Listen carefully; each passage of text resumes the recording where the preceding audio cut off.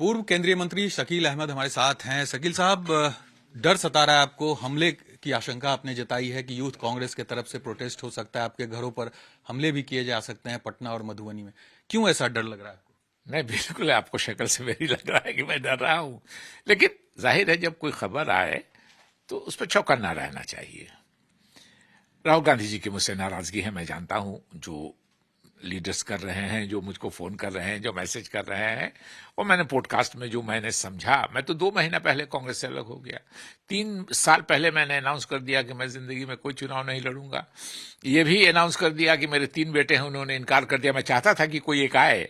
मेरे ग्रैंडफादर 1937 में एमएलए थे, मेरे फादर 5 बार रहे, मैं 5 बार 6 बार रहा, कहाँ क्या क्या रहा।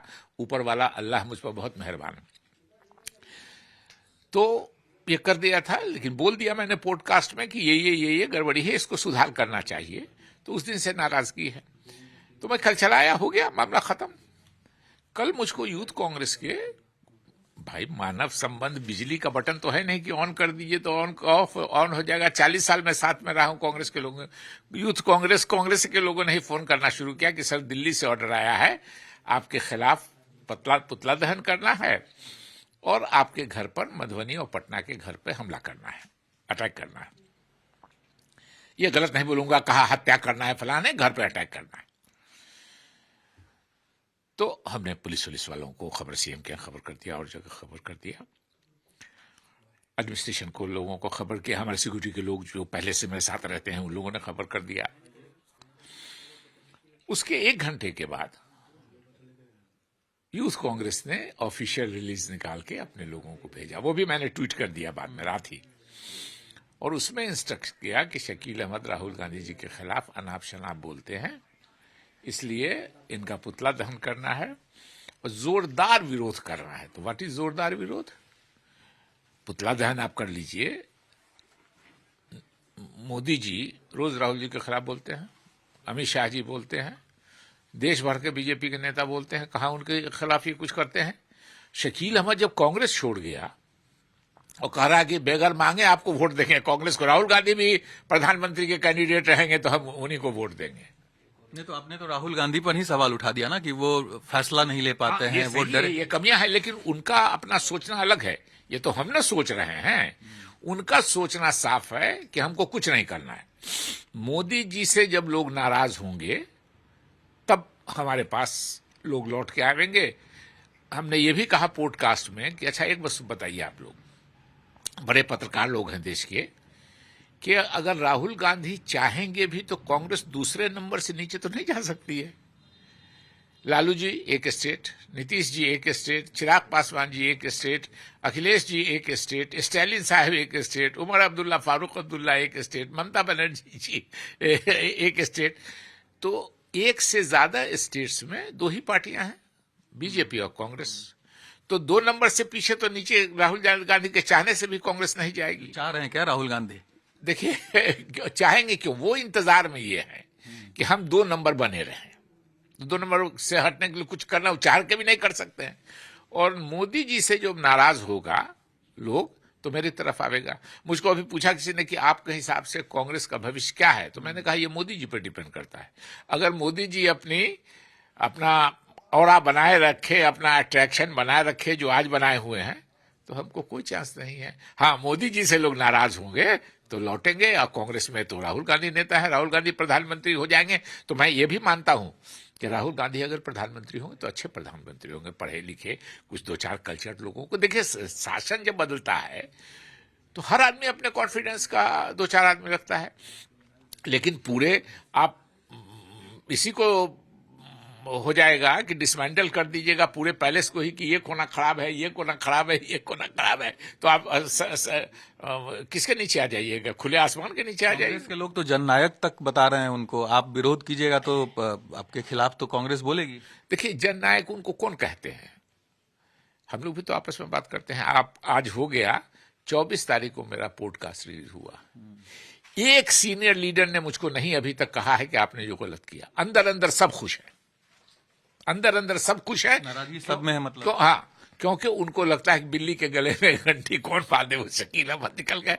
मेरे को भी एक ये था, हो सकता है मुझको पूछ दिया पॉडकास्ट में कि आप कहते हैं कि मेरे बच्चों ने इनकार कर दिया, अगर मैं आपके बच्चे भी रहते इसमें तो हम कहा कि शायद बाल बच्चों के लिए क्या नहीं करता है, शायद अपमान सह के हम भी रह जाते, हम नहीं कर सकते। अभी हमको मेरे बच्चों ने फ्री कर दिया है, हमने अपने को मेंटली फ्री कर लिया कि हमको नहीं रहना है, और मेरे बच्चों ने हमको और मेंटली फ्री कर दिया कि उन लोगों को भी इंटरेस्ट नहीं है, तो I am a free bird. नहीं, चूंकि आप इतने दिनों तक कांग्रेस में रहे, कांग्रेस की रीढ़ कहे जाते थे आप जैसे नेता, अभी भी कुछ ऐसे नेता हैं, तो क्या वो भी कहीं ना कहीं वहां पर अनकंफर्टेबल हैं कांग्रेस के अंदर? आपको महसूस होता है या आपकी कोई बात होती है उन लोगों से?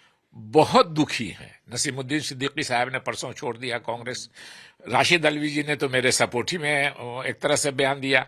शशि थरूर जी को पूछा, कहा कि मैं उनको तब से जानता हूं जब वो नेशनल स्पोक्स पर्सन थे। मुझको रोका गया था शशि थरूर जी को डिफेंड करने से, मैंने फेसबुक पोस्ट पर 20 दिन पहले लिखा है। तो जाहिर है कि कांग्रेस के अधिकांश जो सीनियर लीडर हैं, जो राहुल जी से बड़े हैं उम्र में, वो सब खुश हैं।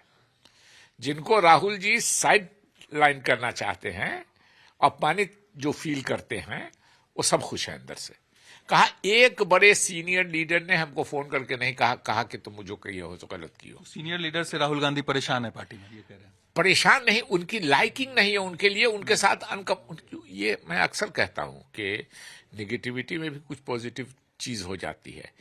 राहुल जी की अपब्रिंगिंग अच्छी है, इसलिए वो जो बैठते हैं, मैं बार बार कहता हूं कि हम लोगों के साथ जो सीनियर लीडर, तो उनको बॉस वाली फीलिंग नहीं होती है। क्योंकि राहुल गांधी जी जिस दिन अपना पहला चुनाव जीते, उस दिन मैं अपना 5वां चुनाव जीता, तो मैं कैसे कह दूं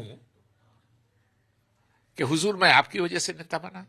तो लगेगा ना कि बेवकूफ बनाने के लिए उनको बोल रहे हैं, और फिर आदमी अपनी नजर में गिर जाएगा कि साहब हम ये हालत हो गया कि हम राहुल गांधी को कहने लगे कि हुजूर आपकी वजह से नेता बने, जो इनके राजनीति में आने के 20 साल पहले, हम 29 साल पहले उनके 19 साल पहले उनके एमपी एमएलए बनने से हम एमपी एमएलए बन गए थे। तो बहुत से वरिष्ठ नेता तो ये कह रहे हैं, अभी भी बने हैं, चाहे खड़गे जी हो, चाहे तमाम जो इस तरह के नेता हैं। अगली पिछली के लोगों को क्या नहीं बाल बच्चा कराता है अपमान सहता है, क्या क्या कराता है, आप हम सब जानते हैं। आप युवा हैं, अंदाज जब बाल बच्चे वाले होइएगा तो देखिएगा कि प्रेम में क्या क्या नहीं आपको बर्दाश्त करना पड़ेगा। बच्चे के मोह में तमाम लोग इन चीजों काफी लोग हैं उसमें, जो नहीं है वो निकल के आ रहे हैं। आपकी तरह जी। मेरी तरह मेरे बच्चों ने मेरा मोह खत्म कर दिया। तो राहुल गांधी में वो क्वालिटी आपको नहीं दिखती है जो लीडरशिप की क्वालिटी होनी चाहिए पार्टी को आगे बढ़ाने? नहीं, देखिए लोग सर्कमस्टांस से, राहुल गांधी बहुत पढ़े लिखे, कल्चर, सिविलाइज्ड, उसमें कहीं हम लोग हेलीकॉप्टर में जा रहे हैं, हम लोग चार्टर फ्लाइट में जा रहे हैं। चार्टर फ्लाइट में तो खाने का इंतजाम होता है, हेलीकॉप्टर में लेके जाना पड़ता है। तो जो राहुल गांधी खुद खाते थे, हम लोग को तो छोड़ दीजिए, जो पायलट और टेक्नीशियन होता था उसको भी वही बेचारे खिलाते अपने पास से। नहीं, उसमें उनके कल्चर और सिविलाइज्ड और पढ़े लिखे होने में कहीं कोई दो राय नहीं। पॉलिटिकल एटीट्यूड जो उनका है, देखिए बताते हैं, मेरे फादर के, लंबा हो जाएगा थोड़ा लेकिन बोल देते हैं, हम लोगों की नजर में दो ही आदमी थे, राधा कांत लाल दास और सितेश मिश्रा, मेरे दो ही उनके उत्तराधिकारी। मैं भाषण में भी कहता था कि लेकिन फ्यूडल सिस्टम है, भारत से लेकर अमेरिका तक लोग बाल बच्चे को ही मानता है उत्तराधिकारी, इसलिए मुझको माना। लेकिन मैंने उन दोनों को ऐसा कैरी किया कि हमें मिले एमपी हुए, वो सपोर्टर थे, पॉलिटिकल थे, दोनों मुखिया हो चुके थे अपने यहाँ के, राधाकांत लाल दास जी और सिद्धेश मिश्रा जी, जो मधुबनी के लोग सुन रहे होंगे वो सुनेंगे। था मैं 6 इलेक्शन लड़ा उनकी जिंदगी में, राधा बाबू के जिंदगी में 6 इलेक्शन में मेरे इलेक्शन एजेंट वही रहे।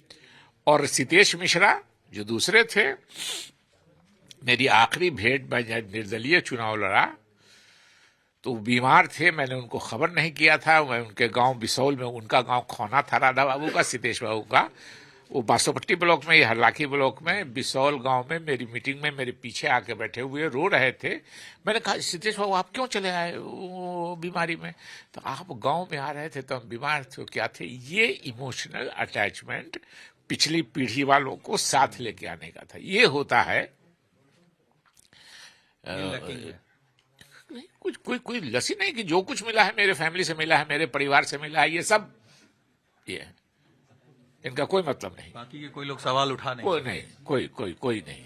तो आप चूंकि इतने सालों तक राजनीति से जुड़े रहे, हर पद पर आप रहे, केंद्रीय मंत्री रहे, बिहार में कांग्रेस के प्रदेश अध्यक्ष से लेकर तमाम पदों पर रहे, अब क्या राजनीति आगे किस तरह से हम शकील अहमद साहब की देखेंगे? क्या आगे जेडीयू के साथ भी चर्चा चल रही है, कांग्रेस में ही रहेंगे या फिर अलग से कोई राजनीति होगी?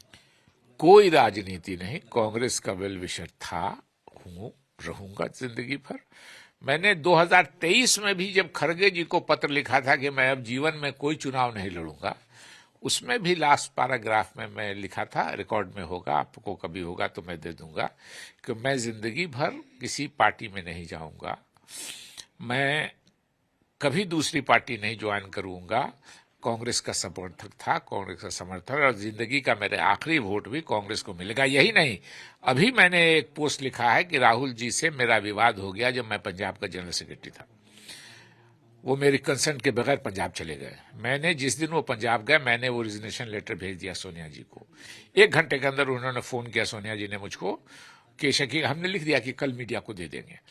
तो बोले नहीं नहीं नहीं नहीं, हम आएंगे, राहुल आए तो बात करेंगे, ये करेंगे, वो करेंगे। हम रुक गए, हमको आपने कहना कर दिया नहीं देंगे। 2 दिन के बाद सोनिया जी ने बुलाया हमको, राहुल जी को भी बुलाया, 1.5 घंटा तक हम लोग बैठे रहे साथ, और फिर गपशप हुआ। सोनिया गांधी जी सबको साथ लेके चलने की, बिल्कुल। हम बार बार कहते हैं एक बात, कि सोनिया गांधी जी ने राजीव गांधी जी की कांग्रेस, नरसिम्हा राव जी की कांग्रेस, सीताराम केसरी जी की कांग्रेस, इन कांग्रेस को अपना बनाया माफी का, और कांग्रेस को कहां से कहां पहुंचा दिया, भारत की सत्ता में ले। तो आप एक तरफा प्यार करते रहेंगे, ये आप कह रहे हैं? हाँ बिल्कुल, पार्टी, चूंकि मेरे पूर्वज, मैं आइडियोलॉजी में बिलीव करता हूं, ये ना है।